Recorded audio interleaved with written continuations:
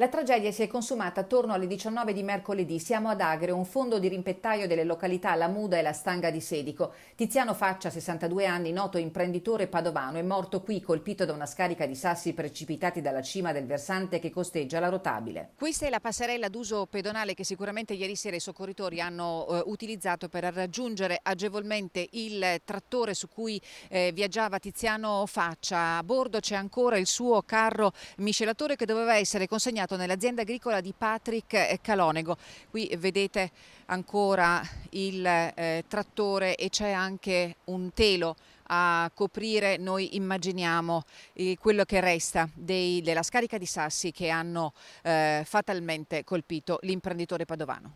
Tiziano Faccia era arrivato nel tardo pomeriggio per consegnare a Patrick Calonego, titolare dell'omonima azienda agricola, uno dei suoi carri miscelatori, un macchinario unico nel suo genere, il primo al mondo da lui brevettato nel 1980. L'imprenditore si trovava fra la cabina del trattore e il carro miscelatore, dall'altro lato il fratello di Patrick Calonego che stava conducendo il mezzo. D'improvviso l'imponderabile. Alcuni sassi si sono mossi, forse a causa del passaggio di una coppia di cervi. Uno di questi, rotolando a valle, ha dapprima colpito il macchinario e poi di rimbalzo il volto del 62enne che è caduto a terra.